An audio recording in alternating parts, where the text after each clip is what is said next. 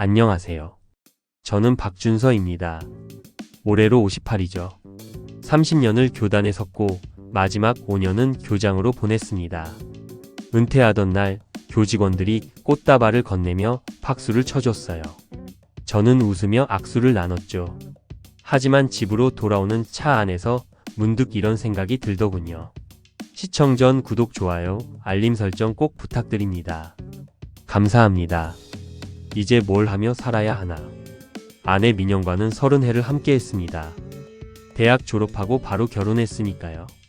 두 아이를 키우고 학교 일에 매달리느라 정신없이 달려왔죠. 민영은 묵묵히 집안일을 도맡았어요. 아이들 학교 준비물 챙기고 제 와이셔츠에 풀 먹여 다림질하고 저녁 식탁을 차리는 게 민영의 일상이었습니다. 저는 그게 당연하다고 생각했어요. 고맙다는 말을 자주 하진 못했죠. 은퇴 후 첫 달은 괜찮았습니다. 아침에 일어나 신문을 보고 산책을 나갔어요. 점심때 집에 돌아오면 민영이 밥을 차려놨죠. 저녁엔 텔레비전을 봤습니다. 그런데 이상하게도 민영과 나눌 이야기가 없더군요. 30년을 함께 살았는데 말입니다. 식탁에 마주 앉아도 침묵만 흘렀어요. 젓가락 부딪히는 소리만 들렸습니다. 오늘 날씨 좋네요. 제가 먼저 말을 꺼냈어요. 민영이 고개를 끄덕였습니다. 네, 그러네요. 그게 전부였죠. 더 이상 할 말이 없었어요. 저는 국을 떠먹으며 생각했습니다. 언제부터 이렇게 됐을까? 민영의 얼굴을 자세히 본 게 얼마 만인지 모르겠더군요. 주름이 깊어졌고 머리엔 흰머리가 섞여 있었어요. 저도 늙었지만 민영도 늙었습니다. 은퇴 2달째부터 민영의 외출이 잦아졌어요.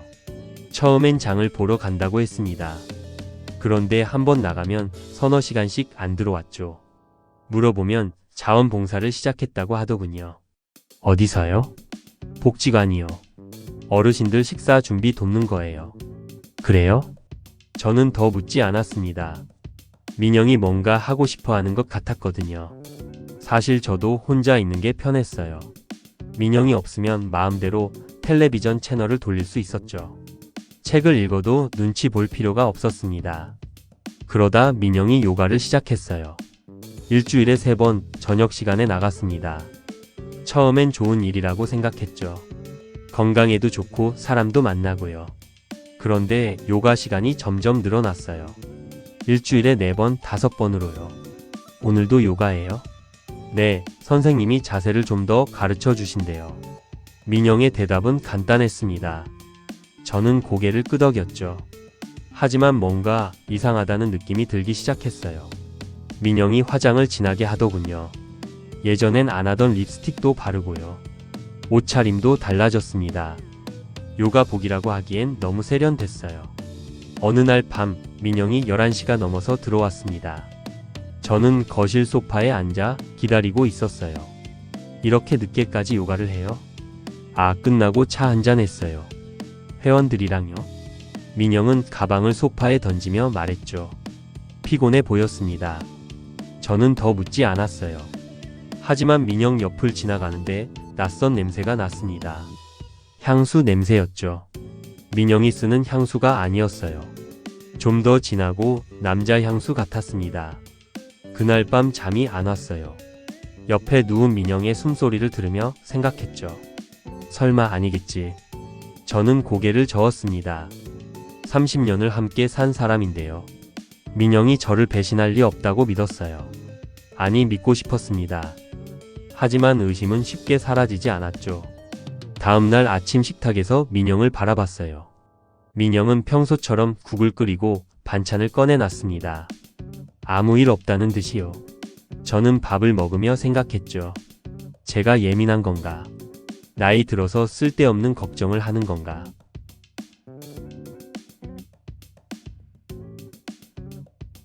그런데 며칠 후 민영의 휴대폰이 울렸어요. 민영이 화장실에 간 사이였죠. 식탁 위에 놓인 휴대폰 화면에 메시지가 떴습니다. 저는 무심코 봤어요. 오늘도 봐요. 보고 싶어요. 발신자 이름은 저장되지 않은 번호였습니다. 심장이 쿵 내려앉았어요. 손이 떨렸죠. 저는 휴대폰을 원래 자리에 놓고 숨을 깊게 들이마셨습니다. 민영이 화장실에서 나왔어요. 왜 그래요? 얼굴이 안 좋은데. 아니, 괜찮아요. 저는 거짓말을 했습니다. 괜찮지 않았어요. 전혀요. 하지만 확신할 수 없었죠. 한 줄의 메시지만으로 민영을 의심할 순 없었습니다. 저는 더 확실한 증거가 필요했어요. 아니, 어쩌면 제 의심이 틀렸다는 걸 확인하고 싶었는지도 모르겠습니다. 그날 밤부터 저는 민영을 관찰하기 시작했어요. 언제 외출하는지, 몇 시에 들어오는지, 누구와 통화하는지요. 교장으로 살면서 학생들을 관찰하는 데는 익숙했죠. 하지만 제 아내를 관찰한다는 게 이렇게 괴로울 줄은 몰랐습니다. 가슴이 먹먹했어요. 숨쉬기가 답답했죠. 민영은 여전히 평온했습니다. 아침을 차리고 빨래를 개고 저녁을 준비했어요. 하지만 저는 알았습니다. 이 평온함이 거짓이라는 걸요. 식탁의 공백이 점점 커지고 있다는 걸요. 30년의 결혼 생활이 무너지고 있다는 걸요. 민영의 외출은 계속 늘어났습니다. 이제는 거의 매일 나갔어요. 요가, 자원봉사, 친구 모임, 문화센터 강좌까지요. 민영은 바빠 보였죠. 저보다 더요. 아침에 일어나면 이미 화장을 하고 있었고 저녁엔 늦게 들어왔습니다. 오늘은 어디 가요? 제가 물었어요. 민영은 거울을 보며 립스틱을 바르더군요. 문화센터요. 서양화 강좌 시작했어요. 그래요? 그림을 배우고 싶었어요. 네, 예전부터요. 민영의 대답은 짧았습니다. 저는 더 묻지 않았어요. 하지만 이상했죠. 민영이 그림에 관심 있다는 얘기는 처음 들었거든요. 30년을 함께 살았는데 제가 모르는 게 이렇게 많았나 싶었습니다. 민영이 나가고 나면 집은 조용했어요. 너무 조용했죠. 시계 초침 소리만 들렸습니다. 저는 거실을 서성였어요. 텔레비전을 켜도 집중이 안 됐죠. 책을 펼쳐도 글자가 눈에 안 들어왔습니다. 계속 민영 생각만 났어요. 지금 어디서 뭘 하고 있을까? 정말 그림을 배우러 간 걸까? 저는 민영의 옷장을 열어봤습니다. 새 옷들이 걸려 있었어요. 언제 산 건지 모르겠더군요. 원피스, 블라우스, 재킷까지요. 예전에 민영이 입던 옷들과는 달랐습니다. 더 화려하고 더 젊어 보였죠. 제가 모르는 사이에 민영은 변하고 있었어요. 서랍을 열었습니다. 화장품이 가득했어요. 로션, 크림, 에센스, 마스크팩까지요. 브랜드도 고급스러웠습니다. 저는 한 번도 민영에게 이런 화장품을 사준 적이 없었어요. 그럼 누가 사준 걸까요? 민영이 직접 산 걸까요? 아니면요. 저는 서랍을 닫았습니다. 더 이상 보고 싶지 않았어요. 가슴이 답답했죠. 저는 거실로 나와 소파에 앉았습니다. 창밖을 바라봤어요. 해가 지고 있었죠. 민영은 언제 돌아올까요? 밤 9시가 넘어 민영이 들어왔습니다. 현관문이 열리는 소리에 저는 벌떡 일어났어요. 왔어요?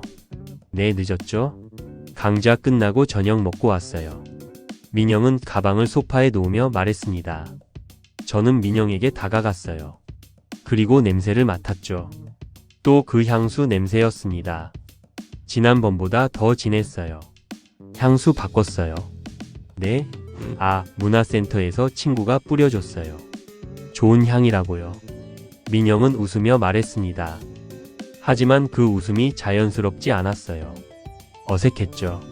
저는 민영의 눈을 봤습니다. 민영은 시선을 피했어요. 그래요. 저는 그렇게만 말하고 돌아섰습니다. 더 이상 물을 수 없었어요. 확신이 없었으니까요. 하지만 의심은 점점 커졌습니다. 밤마다 잠을 설쳤어요. 옆에 누운 민영을 바라보며 생각했죠. 이 사람이 정말 제 아내가 맞나? 며칠 후 민영의 휴대폰이 또 울렸습니다. 이번엔 민영이 주방에 있을 때였어요. 저는 슬쩍 화면을 봤습니다. 같은 번호였죠. 메시지 내용은 보이지 않았어요. 하지만 알림이 여러 개 떠 있었습니다. 민영은 그 사람과 자주 연락하고 있었어요. 저는 휴대폰을 원래 자리에 놓았습니다. 손이 떨렸죠. 화가 났어요. 동시에 슬펐습니다. 민영이 저를 속이고 있다는 게 믿기지 않았어요. 30년을 함께 산 사람인데요. 두 아이를 낳고 키운 사람인데요. 그날 저녁 민영이 또 나간다고 했습니다. 어디 가요? 요가요. 오늘 특별 수업 있어요. 또요? 제 목소리가 날카로워졌어요. 민영이 저를 쳐다봤습니다. 왜요? 제가 나가는 게 싫어요? 아니, 그게 아니라. 저는 말을 잇지 못했습니다. 뭐라고 해야 할지 몰랐어요. 민영은 가방을 들고 현관으로 갔죠. 늦지 않게 올게요. 문이 닫혔습니다. 저는 그 자리에 서서 한참을 멍하니 있었어요. 가슴이 먹먹했습니다. 숨쉬기가 힘들었죠. 저는 소파에 주저앉았어요. 그날 밤 민영은 11시가 넘어서 들어왔습니다. 저는 거실에서 기다리고 있었어요. 민영이 현관문을 열고 들어왔죠. 얼굴이 상기돼 있었습니다. 왜 안 주무세요? 기다렸어요. 제가요? 민영이 어이없다는 듯 웃었습니다. 저는 그 웃음이 싫었어요. 요가가 이렇게 늦게까지 해요? 끝나고 차 마셨다니까요. 누구랑요? 회원들이요. 민영의 대답은 똑같았습니다. 저는 더 묻지 않았어요. 물어봐야 똑같은 대답만 돌아올 테니까요. 민영은 침실로 들어갔습니다. 저는 거실에 남아 창밖을 바라봤어요. 밤하늘에 별이 보이지 않았습니다. 다음 날 저는 결심했어요. 더 이상 참을 수 없었습니다. 확실한 증거를 찾아야 했죠. 민영이 정말 저를 배신하고 있는지 아니면 제 오해인지요. 저는 민영을 따라가기로 했습니다. 교장으로 살면서 바른 생활을 강조했던 제가요. 이제는 아내를 미행해야 하는 사람이 됐습니다. 민영을 따라가기로 결심했지만 쉽지 않았습니다. 용기가 나지 않았어요. 아내를 의심한다는 것, 미행한다는 것 자체가 저를 비참하게 만들었죠. 교장으로 살면서 학생들에게 정직과 신뢰를 가르쳤는데 정작 제 가정에선 그게 무너지고 있었습니다. 며칠을 망설이던 어느 날 아침이었어요.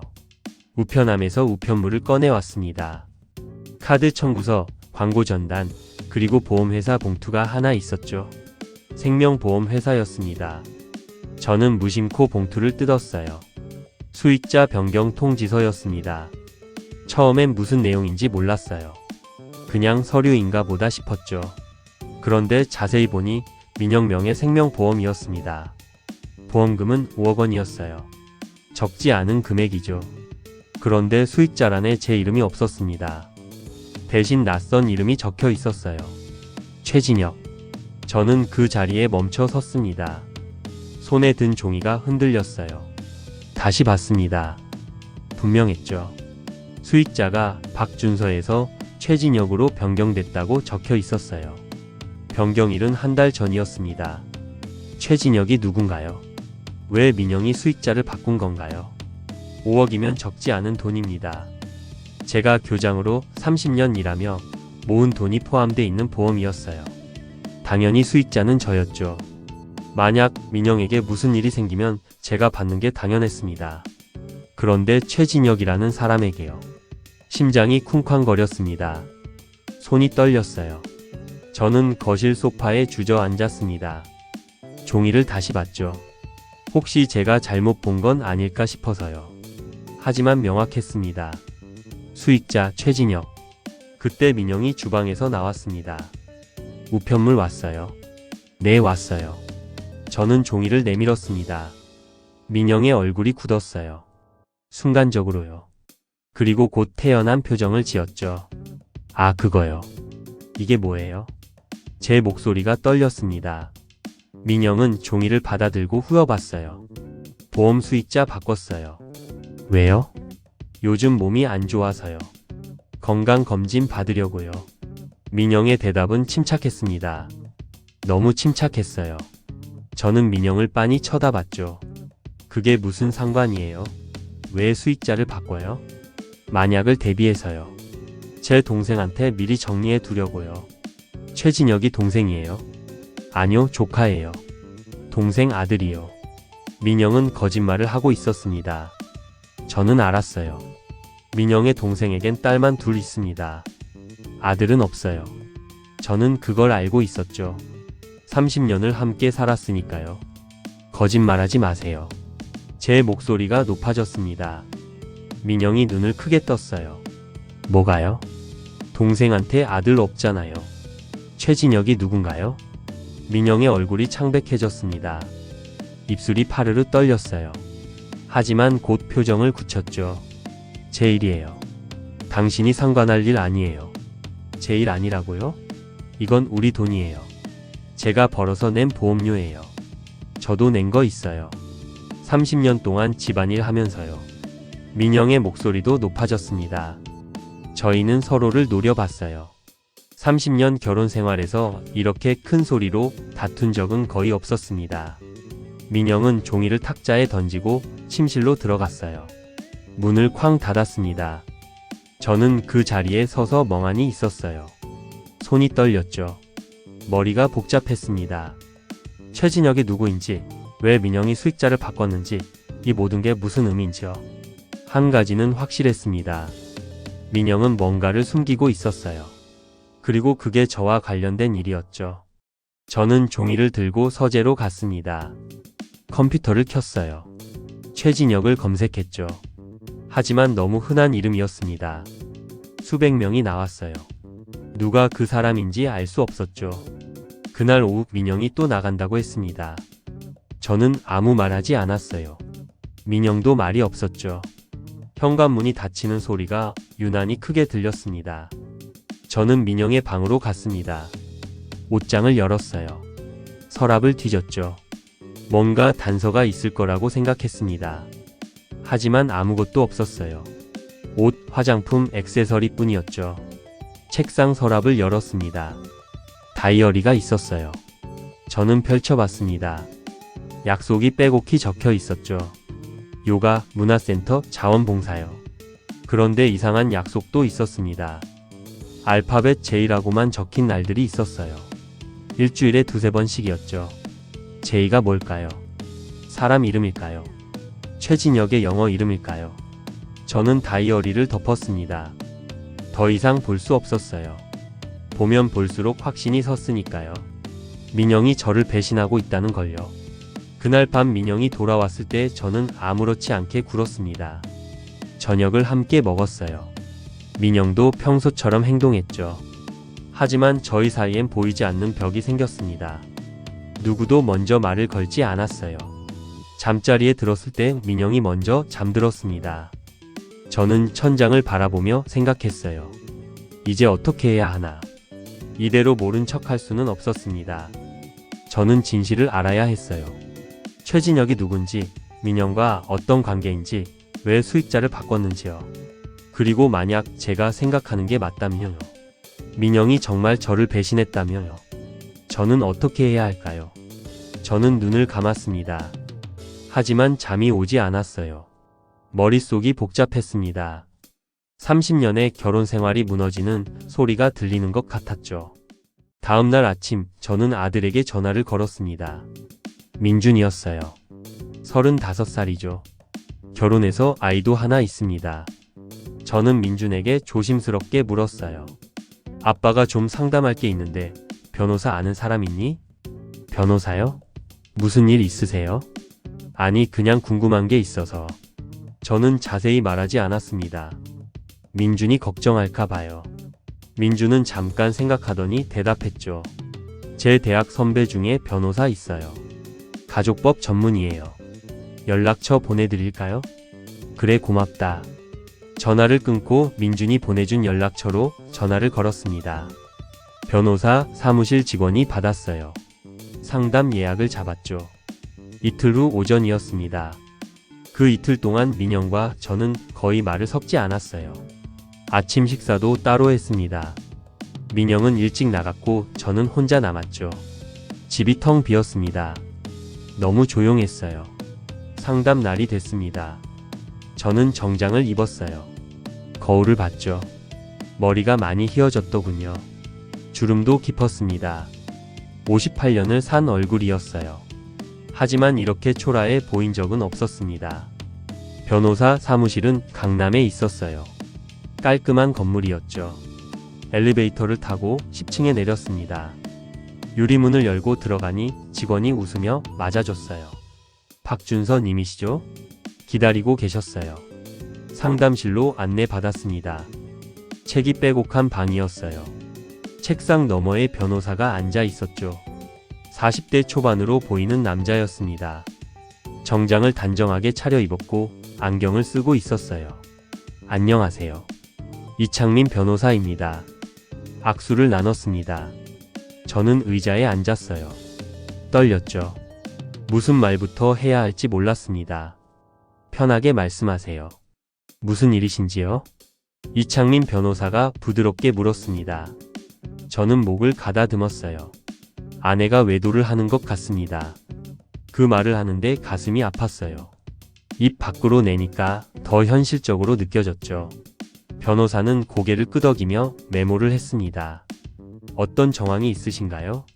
저는 민영의 잦은 외출, 낯선 향수 냄새, 휴대폰 메시지, 그리고 보험 수익자 변경에 대해 말했습니다. 변호사는 조용히 들었어요. 가끔 질문을 하며 메모했죠. 수익자를 최진혁이라는 사람으로 바꿨다고요? 네, 그 사람이 누군지 모르겠습니다. 확인해 봐야겠네요. 그리고 증거가 더 필요합니다. 만약 이혼을 생각하신다면요. 이혼이라는 단어에 저는 움찔했습니다. 아직 그 단어를 입에 담을 준비가 안 됐었거든요. 변호사가 말을 이었어요. 물론 지금 결정하실 필요는 없습니다.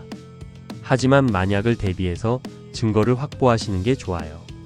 외도 현장 사진이나 영상, 통화 기록, 메시지 같은 거요.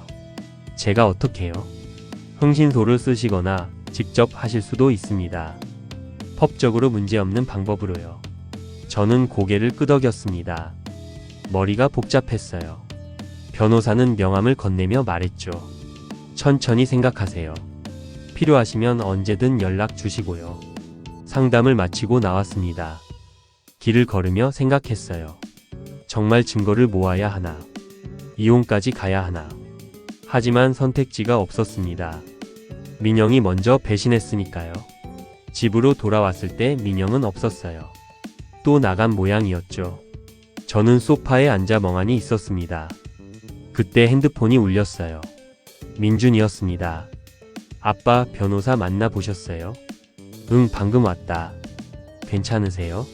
무슨 일인지 여쭤봐도 될까요? 민준의 목소리가 걱정스러웠습니다. 저는 한숨을 쉬었어요. 나중에 얘기해줄게. 걱정하지 마. 전화를 끊었습니다. 아들에게 말할 수 없었어요. 아직은요. 그날 저녁 민영이 8시쯤 들어왔습니다. 저는 거실에 있었어요.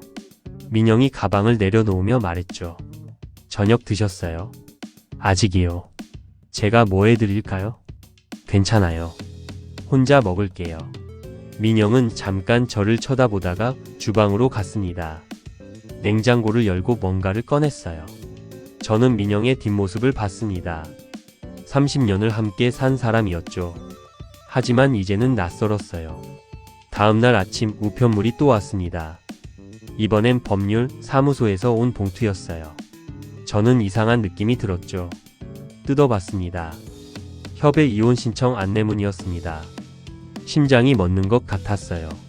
손에 든 종이를 다시 봤습니다. 분명했죠.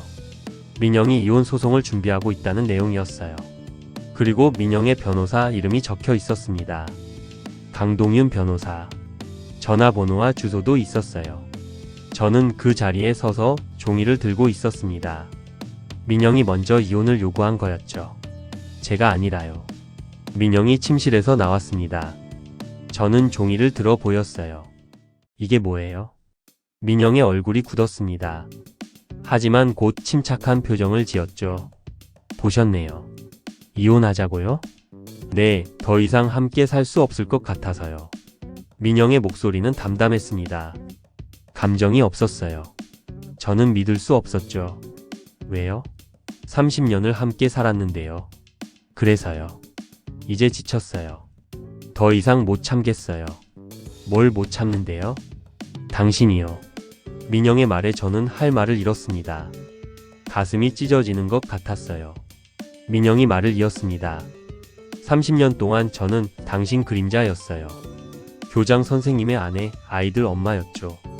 저 자신은 없었어요. 이제 제 인생을 살고 싶어요. 그래서 최진혁이랑 만나는 거예요? 저는 소리쳤습니다. 민영이 눈을 크게 떴어요. 어떻게 알았어요? 보험 수익자요. 그 사람이 누구예요? 민영은 입술을 깨물었습니다. 대답하지 않았어요. 저는 다그쳤죠. 대답하세요. 그 사람이 누군가요? 제 친구예요. 친구? 친구한테 5억을 준다고요? 당신은 모를 거예요. 그 사람이 저한테 얼마나 잘해주는지요. 민영의 말에 저는 웃음이 나왔습니다. 비참한 웃음이었어요. 그래요.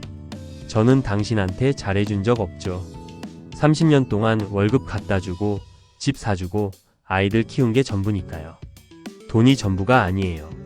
그럼 뭐가 전부예요? 사랑이요? 당신이 지금 하는 게 사랑이에요? 저희는 서로 소리를 질렀습니다. 30년 만에 처음이었어요. 이렇게 감정을 폭발시킨 게요. 결국 민영이 먼저 돌아섰습니다. 침실로 들어가 문을 닫았어요. 저는 거실에 남았죠. 손에 든 종이를 봤습니다. 강동윤 변호사라는 이름이 눈에 들어왔어요. 저는 바로 전화를 걸었습니다. 강동윤 변호사 사무실이었어요. 직원이 받았죠. 강동윤 변호사님과 상담하고 싶습니다. 어떤 건으로요? 이혼건입니다. 예약을 잡았습니다. 그날 오후였어요. 저는 전화를 끊고 소파에 앉았습니다. 머리가 복잡했죠. 하지만 한 가지는 확실했습니다. 더 이상 당하고만 있을 수 없다는 것이었어요. 오후에 강동윤 변호사 사무실로 갔습니다. 역시 강남이었어요. 이창민 변호사 사무실보다 더 큰 건물이었죠. 고급스러웠습니다. 상담실로 들어갔을 때 강동윤 변호사가 있었어요. 40대 초반 정장 차림이었습니다. 날카로운 인상이었죠. 제가 들어가자 일어나서 악수를 청했어요. 박준서 씨시죠? 강동윤입니다. 악수를 나눴습니다. 소나기가 강했어요. 저는 의자에 앉았습니다. 김민영 씨의 변호사시죠? 그렇습니다. 아내분의 이혼 소송을 맡고 있어요. 강동윤 변호사는 웃으며 말했습니다. 여유로운 미소였어요. 저는 그 미소가 마음에 들지 않았죠. 제가 먼저 이혼하려고 했습니다. 아, 그래요? 하지만 김민영 씨가 먼저 신청하셨는데요. 상관없어요. 저도 이혼하고 싶으니까요. 그렇다면 협의 이혼으로 빨리 끝낼 수 있겠네요. 재산 분할만 합의하시면 됩니다. 강동윤 변호사가 서류를 꺼냈습니다. 재산 목록이었어요. 박준서 씨 명의로 된 집과 예금, 주식 등이 있네요. 총 15억 정도 되는군요. 절반인 7억 5천을 김민영 씨가 요구합니다. 절반이요? 네, 법적으로 당연한 권리죠. 30년 결혼 생활 동안 함께 모은 재산이니까요. 저는 웃음이 나왔습니다. 어이가 없었어요. 외도한 사람이 절반을 가져간다고요? 외도요? 무슨 근거로 그렇게 생각하시죠? 강동윤 변호사의 표정이 차가워졌습니다. 저는 말했어요. 보험 수익자를 최진혁으로 바꿨어요. 그 사람이 누군가요? 그건 김민영 씨 개인 권리예요. 수익자를 누구로 정하든 자유죠. 5억짜리 보험이요? 그게 자유예요. 법적으론 문제 없습니다. 그리고 최진혁 씨는 김민영 씨의 오랜 친구예요. 외도와는 관계없어요. 강동윤 변호사는 단호하게 말했습니다. 저는 화가 났어요. 친구한테 5억을 준다고요? 말이 돼요? 평생 모은 재산을 반만 가져가겠다니 고마워해야죠. 교장 선생님. 그 말에 저는 벌떡 일어섰습니다. 강동윤 변호사도 일어났어요. 저희는 서로를 노려봤죠. 저는 한 푼도 안 줄 겁니다. 외도한 사람한테요. 증거 있으세요? 없으면 명예훼손으로 고소당할 수도 있어요. 증거 만들겠습니다. 저는 돌아섰습니다. 문을 열고 나왔어요. 심장이 쿵쾅거렸죠. 손이 떨렸습니다. 하지만 결심했어요. 민영의 외도를 증명하겠다고요. 그리고 한 푼도 주지 않겠다고요. 집으로 돌아와서 저는 계획을 세웠습니다. 민영의 외도 증거를 확보해야 했어요. 이창민 변호사에게 전화를 걸었죠. 증거를 모으려고 합니다. 어떻게 해야 하죠? 직접 하시려고요? 흥신소를 쓰는 게 안전한데요. 제가 직접 하고 싶습니다. 이창민 변호사는 잠깐 침묵하더니 말했어요. 그럼 조심하세요. 불법적인 방법은 안 됩니다. 공개된 장소에서의 사진이나 영상만 가능해요. 알겠습니다. 준비를 시작했습니다. 카메라를 샀어요. 작은 디지털 카메라였죠. 그리고 민영의 일정을 확인했습니다. 다이어리를 몰래 봤어요. 다음 주 수요일에 제이라고 적혀 있었습니다. 그날을 기다렸어요. 민영은 평소처럼 행동했습니다. 저도 아무렇지 않은 척했죠. 하지만 속으로는 계속 계획을 다듬었어요. 수요일이 됐습니다. 민영이 오후에 나간다고 했어요. 어디 가세요? 요가요. 그래요. 저는 고개를 끄덕였습니다. 민영이 나가고 10분 후 저도 집을 나섰어요. 민영을 따라갔죠. 버스를 탔습니다. 민영은 뒷좌석에 앉아 있었어요. 저는 중간쯤에 앉았습니다. 20분쯤 가다가 민영이 내렸어요. 저도 내렸습니다. 조심스럽게 거리를 두고 따라갔죠. 민영은 주택가로 들어갔습니다. 골목을 몇 개 지나더니 한 빌라 앞에서 멈췄어요. 초인종을 눌렀습니다. 잠시 후 문이 열렸죠. 남자가 나왔어요. 40대 초반으로 보였습니다. 키가 크고 잘생겼어요. 캐주얼한 옷차림이었죠. 남자가 민영을 보며 웃었습니다. 민영도 웃었어요. 그리고 안으로 들어갔습니다. 저는 길 건너편에 서서 지켜봤습니다. 손이 떨렸어요. 가슴이 뛰었죠. 카메라를 꺼내 사진을 찍었습니다. 민영이 들어가는 모습, 남자의 얼굴, 빌라 주소까지요. 1시간쯤 기다렸습니다. 문이 열리지 않았어요. 저는 근처 카페로 갔습니다. 창가 자리에 앉아 빌라를 지켜봤죠.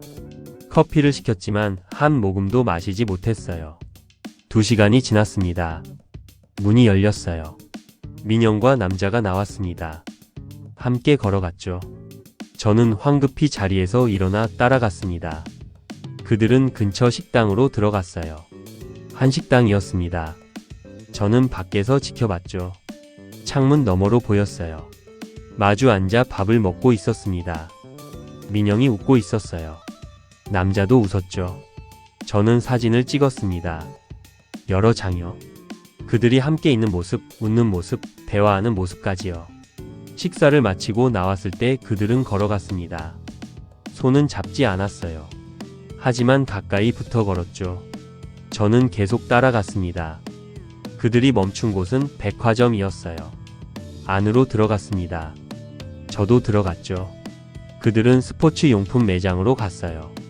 골프 용품을 보더군요. 남자가 골프채를 들어봤습니다. 민영이 옆에서 뭐라고 말했어요. 남자가 고개를 끄덕였죠. 그리고 직원을 불렀습니다. 저는 멀리서 지켜봤어요. 남자가 골프채를 샀습니다. 비싼 거였어요. 200만원쯤 하는 것 같았죠. 계산할 때 민영이 카드를 꺼냈습니다. 민영이 계산했어요. 저는 믿을 수 없었습니다. 민영이 그 남자한테 골프채를 사주고 있었어요. 200만원짜리를요. 저는 사진을 찍었습니다. 계산하는 모습, 카드를 내미는 모습까지요. 그들이 매장을 나왔습니다. 저는 계속 따라갔어요. 이번엔 카페로 갔더군요. 안으로 들어갔습니다. 저도 들어갔죠. 구석 자리에 앉아 그들을 지켜봤어요. 그들은 마주 앉아 커피를 마셨습니다. 대화를 나눴어요. 저는 가까이 가서 들으려고 했죠. 하지만 너무 가까이 가면 들킬 것 같았습니다. 그때 남자의 목소리가 들렸어요. 사업 자금 좀 더 필요할 것 같아. 5천만원 정도면 될 거야. 민영이 대답했습니다. 그 정도면 괜찮아요. 제가 만들어 볼게요. 고마워. 당신 덕분에 사업이 잘 될 것 같아. 당연하죠. 우리 같이 하는 거잖아요. 민영의 목소리가 다정했습니다. 저는 그 자리에 얼어붙었어요. 5천만원이요. 민영이 그 남자한테 5천만원을 주려고 한다고요. 사업 자금이라고 했습니다. 무슨 사업일까요? 골프 용품 사업일까요? 아까 골프채를 샀으니까요. 저는 녹음을 했어야 했는데 생각이 미치지 못했습니다. 하지만 사진은 있었어요. 그들이 함께 있는 증거들이요. 1시간쯤 후 그들이 카페를 나왔습니다. 밖에서 헤어졌어요. 남자는 지하철역으로 갔고 민영은 버스 정류장으로 갔죠. 저는 남자를 따라갔습니다. 누군지 알아야 했으니까요. 남자는 지하철을 탔어요. 저도 탔습니다. 새 정거장을 갔습니다. 내렸어요. 저도 내렸죠. 남자는 오피스텔로 들어갔습니다. 저는 현관 앞 안내판을 봤어요. 호수들이 적혀 있었죠. 어느 집인지는 몰랐지만 건물은 확인했습니다. 집으로 돌아왔습니다. 민영은 아직 안 와 있었어요. 저는 컴퓨터를 켰습니다. 사진들을 옮겼죠. 확인해 봤어요. 선명했습니다. 민영과 남자가 함께 있는 모습, 민영이 골프채를 사주는 모습까지요. 증거였습니다. 충분한 증거였어요. 민영이 저녁 때 들어왔습니다. 저는 거실에 앉아 있었어요. 민영이 가방을 내려놓으며 말했죠. 저녁 드셨어요? 아니요. 제가 뭐 해드릴까요? 괜찮아요. 저는 차갑게 대답했습니다. 민영이 이상하다는 듯 저를 봤어요. 하지만 아무 말하지 않았죠. 주방으로 갔습니다. 저는 민영의 뒷모습을 봤어요. 오늘 그 남자와 함께 웃던 모습이 떠올랐습니다. 사업자금 5천만 원을 주겠다던 말이 들렸죠. 가슴이 아팠어요. 하지만 동시에 확신이 섰습니다. 이제 싸울 준비가 됐다고요. 다음날 아침, 저는 이창민 변호사에게 전화를 걸었습니다. 증거를 확보했습니다. 정말요? 어떤 거죠? 저는 어제 일을 설명했어요. 민영과 남자가 함께 있던 것, 민영이 골프채를 사준 것, 사업자금 5천만 원 이야기까지요. 이창민 변호사가 말했습니다. 좋습니다. 사진 보내주세요. 확인해 볼게요. 사진을 보냈습니다. 1시간 후 이창민 변호사에게서 전화가 왔어요. 사진 잘 받았습니다. 증거로 쓸 수 있어요. 하지만 더 필요해요. 친밀한 관계라는 걸 증명할 수 있는 게요. 뭐가 더 필요한데요? 호텔을 함께 들어가는 모습이나 스킨십 장면 같은 거요. 지금은 친구라고 우길 수 있거든요. 알겠습니다. 저는 더 지켜보기로 했습니다. 민영의 다이어리를 다시 봤어요. 다음 주 금요일에도 제이라고 적혀 있었죠. 그 전까지 준비를 더 했습니다. 카드 사용 내역을 확인했어요. 인터넷 뱅킹으로 들어가 민영명의 카드를 봤죠. 민영이 최근 몇 달 동안 쓴 내역이 나왔습니다. 백화점에서 200만원, 호텔 식당에서 30만원, 골프장에서 50만원이요. 모두 최근 석 달 사이였어요. 합계가 500만원이 넘었습니다. 저는 프린트를 했어요. 증거로 쓸 수 있을 것 같았죠. 그리고 민영의 휴대폰도 확인해야 했습니다. 하지만 비밀번호를 몰랐어요. 민영은 항상 휴대폰을 곁에 뒀죠. 어느 날 밤 민영이 샤워하러 갔습니다. 휴대폰을 침대 위에 놓고요. 저는 조심스럽게 들어가 휴대폰을 집었어요. 비밀번호를 눌러봤습니다. 민영 생일이었어요. 틀렸죠. 아이들 생일도 눌러봤습니다. 역시 틀렸어요. 결혼 기념일도 아니었죠. 그때 문득 생각났습니다. 우리 처음 만난 날이요. 30년 전 5월 14일이었어요. 숫자를 눌렀습니다. 514. 열렸습니다. 심장이 쿵쾅거렸어요. 샤워실에서 물소리가 들렸죠. 서둘러 메시지를 확인했습니다. 최진혁이라는 이름이 있었어요. 대화 내용을 봤습니다. 오늘 보고 싶어? 나도. 빨리 만나고 싶어? 다음 주 금요일에 봐. 그때까지 기다릴게. 응. 사랑해. 더 내려갔습니다. 몇 달치 대화가 있었어요. 모두 다정한 내용이었죠. 저는 손이 떨렸습니다. 스크린샷을 찍었어요. 여러 장요. 제 휴대폰으로 보냈습니다. 물소리가 멈췄어요. 저는 황급히 휴대폰을 원래 자리에 놓았습니다. 거실로 나왔죠. 심장이 터질 것 같았어요. 민영이 샤워실에서 나왔습니다. 저는 소파에 앉아 텔레비전을 보는 척했어요. 민영은 아무것도 눈치채지 못했습니다. 다음날 저는 확보한 증거들을 정리했어요. 사진, 카드 내역, 메시지 스크린샷까지요. 이창민 변호사에게 모두 보냈습니다. 충분합니다. 이 정도면 외도를 증명할 수 있어요. 이창민 변호사의 대답이었죠. 저는 안도했습니다. 동시에 씁쓸했어요. 제가 이렇게까지 해야 하나 싶었죠. 하지만 돌아갈 수는 없었습니다. 민영이 먼저 배신했으니까요. 금요일이 됐습니다. 민영이 오후에 나간다고 했어요. 어디 가세요? 친구 만나요. 그래요. 저는 고개를 끄덕였습니다. 민영이 나가고 나서 저도 준비했어요. 이번엔 결정적인 증거를 확보할 작정이었죠. 민영을 따라갔습니다. 이번엔 택시를 탔더군요. 저도 택시를 잡아 탔습니다. 저 차 따라가 주세요. 기사님이 이상하다는 듯 저를 봤지만 아무 말하지 않았어요. 민영의 택시를 따라갔죠. 호텔 앞에 섰습니다. 강남에 있는 특급 호텔이었어요. 민영이 내렸습니다.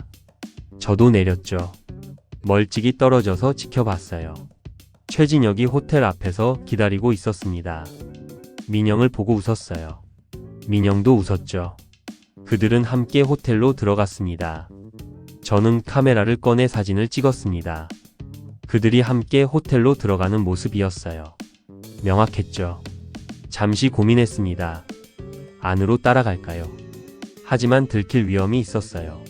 저는 밖에서 기다리기로 했습니다. 근처 카페로 갔어요. 창가에 앉아 호텔을 지켜봤습니다. 2시간이 지났어요. 3시간이 지났죠. 저녁 6시쯤 그들이 나왔습니다. 함께 걸어 나왔어요. 민영의 옷차림이 아까와 달랐습니다. 블라우스가 구겨져 있었어요. 머리도 흐트러져 있었죠. 저는 사진을 찍었습니다. 여러 장이요. 그들이 호텔에서 나오는 모습, 함께 걷는 모습까지요. 그들은 근처 식당으로 갔습니다. 저는 따라가지 않았어요. 더 이상 필요 없었으니까요. 충분한 증거를 확보했습니다. 집으로 돌아와서 이창민 변호사에게 보냈습니다. 곧 전화가 왔어요. 완벽합니다. 이제 소송 준비하시죠. 네, 저는 대답했습니다. 목소리가 떨렸어요. 드디어 끝이 보이는 것 같았죠. 민영이 밤 9시에 들어왔습니다. 저는 거실에 앉아 있었어요. 민영이 가방을 내려놓으며 말했죠. 늦었죠? 네, 친구랑 저녁 먹었어요. 그래요. 저는 냉정하게 대답했습니다. 민영이 이상하다는 듯 저를 봤어요. 왜 그래요? 아무것도 아니에요. 저는 일어나 침실로 갔습니다. 민영과 같은 공간에 있기 싫었어요. 그날 밤 잠이 오지 않았습니다. 천장을 바라보며 생각했어요. 30년이 이렇게 끝나는구나. 민영과의 결혼 생활이요. 슬펐습니다. 하지만 어쩔 수 없었어요. 민영이 선택한 거니까요. 다음날 저는 강동윤 변호사에게 전화를 걸었습니다. 박준서입니다. 아, 교장 선생님. 무슨 일이시죠? 강동윤 변호사의 목소리가 여전히 여유로웠어요. 저는 말했습니다. 당신 고객이 외도하고 있습니다. 증거도 있어요. 증거요? 네, 최진혁이라는 사람과 호텔에 들어가는 사진, 메시지, 카드 사용 내역까지요. 잠시 침묵이 흘렀습니다. 강동윤 변호사가 말했어요. 그게 사실이라면 김민영 씨한테 불리하겠네요. 당연하죠. 외도한 사람이 재산을 요구할 수 없습니다. 하지만 최진혁 씨는 사업가예요.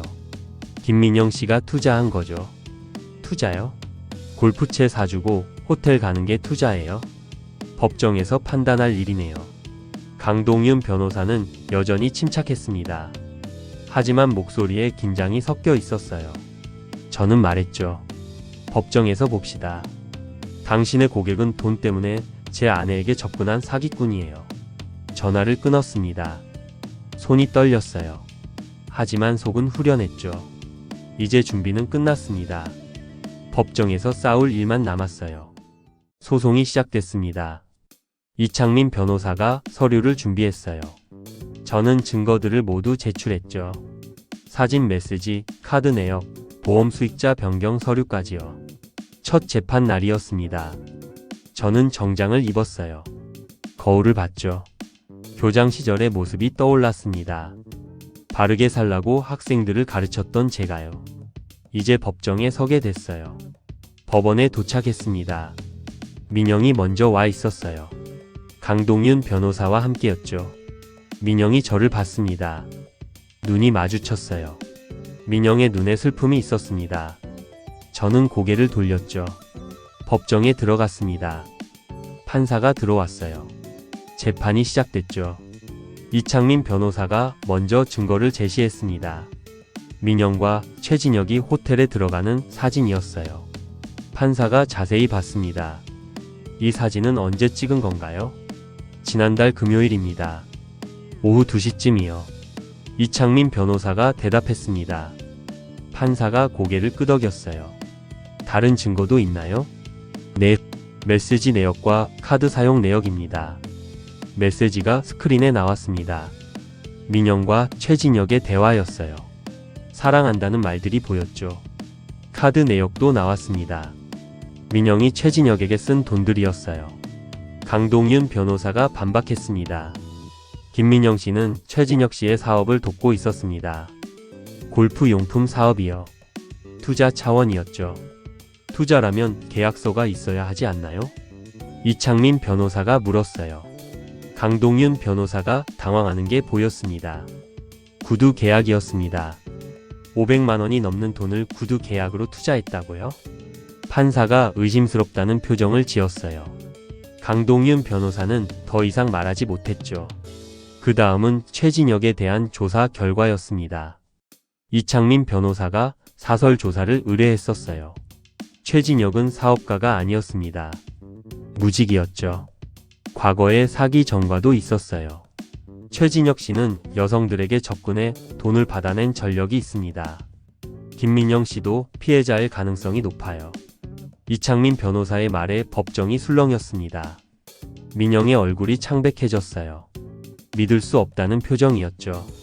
강동윤 변호사가 항변했습니다. 그건 증명되지 않은 사실입니다. 전과 기록이 있습니다. 제출하겠습니다. 서류가 제출됐어요. 최진혁의 전과 기록이었습니다. 3년 전 사기죄로 집행유예를 받았더군요. 피해자는 50대 여성이었어요. 판사가 민영을 봤습니다. 피고는 최진혁 씨가 전과가 있다는 걸 알고 있었나요? 민영이 고개를 저었어요. 아니요.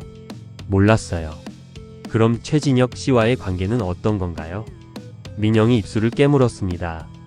대답하지 못했어요. 강동윤 변호사가 대신 말했죠. 친구 관계입니다. 호텔에 함께 들어간 것도 친구 관계인가요? 판사의 날카로운 질문에 강동윤 변호사도 답하지 못했습니다. 재판은 민영에게 불리하게 흘러갔어요. 증거가 명확했으니까요. 두 번째 재판에서는 보험 수익자 변경 문제가 다뤄졌습니다. 피고는 왜 수익자를 최진혁 씨로 변경했나요? 판사가 물었어요. 민영이 대답했습니다. 그 사람이 사업 자금이 필요하다고 해서요. 만약 제게 무슨 일이 생기면 도와주려고요. 그럼 남편인 원고는 어떻게 되는 건가요? 저는 이혼을 생각하고 있었어요. 민영의 대답에 법정이 조용해졌습니다. 저는 민영을 봤어요. 민영도 저를 봤죠. 눈빛에 미안함이 섞여 있었습니다. 세 번째 재판이 마지막이었어요. 판사가 판결을 내렸습니다. 피고 김민영의 외도가 명백하므로 이혼 청구를 인용합니다. 재산 분할은 원고에게 60%, 피고에게 40%로 합니다. 피고의 유책 사유를 고려한 비율입니다. 판결이 끝났어요. 저는 이겼습니다. 재산의 대부분을 지켰죠. 하지만 기쁘지 않았어요. 오히려 허전했습니다. 법정을 나왔습니다. 복도에서 민영이 서 있었어요. 강동윤 변호사는 이미 가고 없었죠. 민영이 저에게 다가왔습니다. 미안해요. 그 말이 전부였습니다. 저는 대답하지 않았어요. 할 말이 없었죠. 제가 잘못했어요. 외로웠어요. 당신은 저를 안 봤잖아요. 그래서 다른 남자를 만난 거예요? 제 목소리가 떨렸습니다. 민영이 고개를 숙였어요. 변명은 안 할게요. 제 잘못이에요. 민영은 돌아섰습니다. 복도를 걸어갔어요. 뒷모습이 작아 보였죠. 저는 그 자리에 서서 지켜봤습니다. 30년이 이렇게 끝났어요. 밖으로 나왔습니다. 햇살이 따가웠어요. 하늘은 맑았죠. 저는 한숨을 쉬었습니다. 이창민 변호사가 옆에 왔어요. 수고하셨습니다. 좋은 결과예요. 그런가요? 네. 재산도 지키셨고 명예도 회복하셨어요. 명예요. 저는 웃음이 나왔습니다. 명예가 뭐죠? 교장으로 30년 일하며 쌓은 명예가 아내의 외도로 무너졌는데요. 고맙습니다. 저는 그렇게만 말하고 걸었습니다. 집으로 가는 길이었어요. 혼자 사는 집이요. 집에 도착했습니다. 텅 비어 있었어요. 민영은 일주일 전에 짐을 싸서 나갔었죠. 가구만 남아 있었습니다. 저는 거실 소파에 앉았어요. 창밖을 바라봤습니다. 해가 지고 있었죠. 승리했습니다. 하지만 행복하지 않았어요. 오히려 공허했죠. 30년을 함께 산 사람이 떠났으니까요. 그날 밤 저는 혼자 저녁을 먹었습니다. 라면을 끓였어요. 식탁에 혼자 앉아 먹었죠. 조용했습니다. 너무 조용했어요. 문득 민영이 그리웠습니다. 배신한 민영이 아니라 30년 전 처음 만났던 민영이요. 웃던 얼굴, 수줍어하던 모습이요. 하지만 그 민영은 이제 없었습니다. 돌아오지 않았어요. 저는 라면 그릇을 치웠습니다. 설거지를 했죠. 그리고 침실로 갔어요. 침대에 누웠습니다. 승리의 대가였습니다. 재산을 지켰지만 30년을 잃었어요. 씁쓸한 승리였습니다. 이혼 판결 후 한 달이 지났습니다. 저는 혼자 살았어요. 아침에 일어나면 커피를 내렸죠. 신문을 봤습니다. 점심은 간단히 먹었어요. 오후엔 산책을 나갔고요. 저녁엔 책을 읽었습니다. 규칙적인 생활이었죠. 하지만 공허했어요. 뭔가 빠진 것 같았습니다.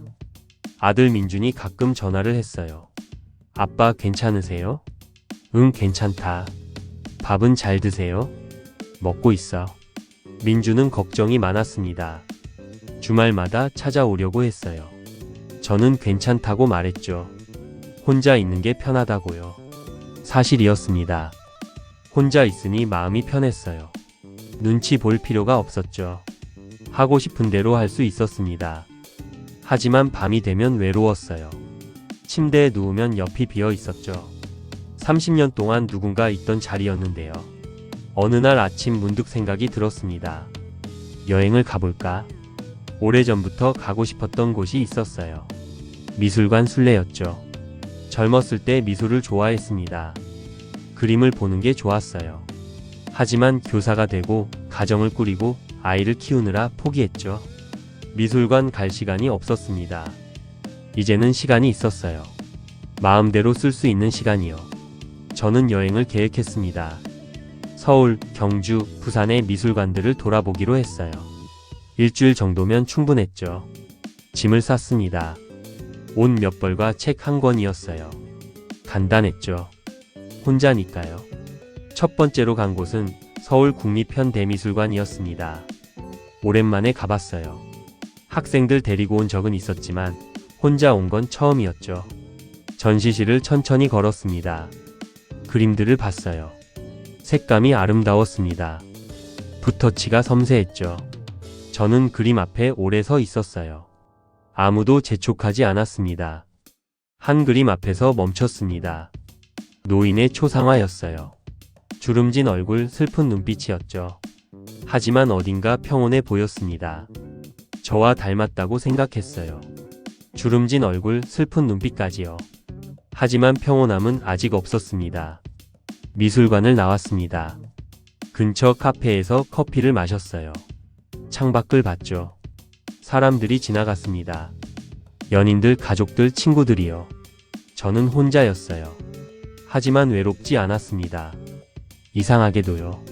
다음날 경주로 갔습니다. 기차를 탔어요. 창밖 풍경을 봤죠. 산이 보였습니다. 강이 보였어요. 아름다웠습니다. 경주 미술관에 갔습니다. 한국화 전시였어요. 산수화가 많았죠. 저는 그림들을 보며 걸었습니다. 한 그림 앞에서 또 멈췄어요. 산속 오두막 그림이었습니다.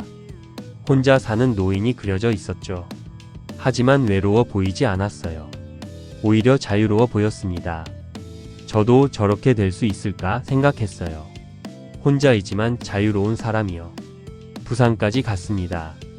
바다가 보이는 미술관이었어요. 현대미술 전시였죠. 추상화들이 많았습니다. 이해하기 어려웠어요. 무슨 의미인지 몰랐죠. 하지만 그냥 봤습니다. 이해하려 하지 않았어요. 느끼려고 했습니다. 색과 형태가 자유로웠어요. 규칙이 없었죠. 그냥 있는 그대로였습니다. 저도 그래도 되는구나 싶었어요. 규칙 없이 그냥 있는 그대로요. 일주일이 지나 집으로 돌아왔습니다. 현관문을 열었어요. 집은 여전히 텅 비어 있었죠. 하지만 예전과는 달랐습니다. 텅 빈 게 아니라 넓은 거였어요. 저만의 공간이었죠. 저는 거실을 둘러봤습니다. 소파, 텔레비전, 책장이 있었어요. 제가 좋아하는 것들이었죠. 미련 것은 하나도 없었습니다. 이제 이 집은 제 집이었어요. 박준서의 집이요. 며칠 후 민준이 찾아왔습니다. 손주를 데리고 왔어요. 5살 여자아이였죠. 할아버지. 아이가 제게 달려왔습니다. 저는 안아줬어요. 아이가 웃었죠. 할아버지 뭐하고 놀아요? 할아버지랑 그림 그릴까? 좋아요. 저는 종이와 크레파스를 꺼냈습니다. 아이와 함께 그림을 그렸어요. 아이는 꽃을 그렸습니다. 저는 산을 그렸죠. 민준이 옆에서 봤어요. 아빠 많이 좋아 보이세요. 그래? 네. 예전보다 편해 보여요. 저는 웃었습니다. 정말 그랬나 봐요. 마음이 편했으니까요. 아이와 민준이 돌아간 후 저는 혼자 남았습니다. 저녁을 먹었어요. 간단하게 김치찌개를 끓였죠. 혼자 먹었습니다. 조용했어요. 하지만 외롭지 않았습니다. 창밖을 봤습니다. 해가 지고 있었어요. 노을이 아름다웠죠. 저는 커피를 한 잔 내렸습니다. 베란다로 나가 앉았어요. 노을을 보며 커피를 마셨습니다. 따뜻했어요.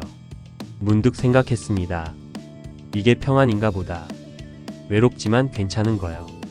혼자지만 자유로운 거요. 텅 비었지만 넓은 거요. 30년의 결혼 생활이 무너졌습니다. 아팠어요. 힘들었죠. 하지만 이제 괜찮았습니다. 저는 새로운 삶을 시작했으니까요. 박준서로서의 삶이요. 교장도 아니고 누구의 남편도 아닌 그냥 박준서요. 노을이 완전히 졌습니다. 어두워졌어요. 별이 하나둘 보였죠. 저는 베란다에 앉아 하늘을 봤습니다. 오랜만에 별을 세어봤어요. 하나, 둘, 셋요. 평온했습니다. 이제 제 2번째 인생이 시작됐어요. 고독을 넘어선 평안의 시간이요. 저는 준비됐습니다. 혼자 걸어갈 준비가요. 이 영상이 좋았다면 구독, 좋아요, 알림 설정 부탁드립니다. 앞으로 만들 영상에 큰 도움이 됩니다. 감사합니다.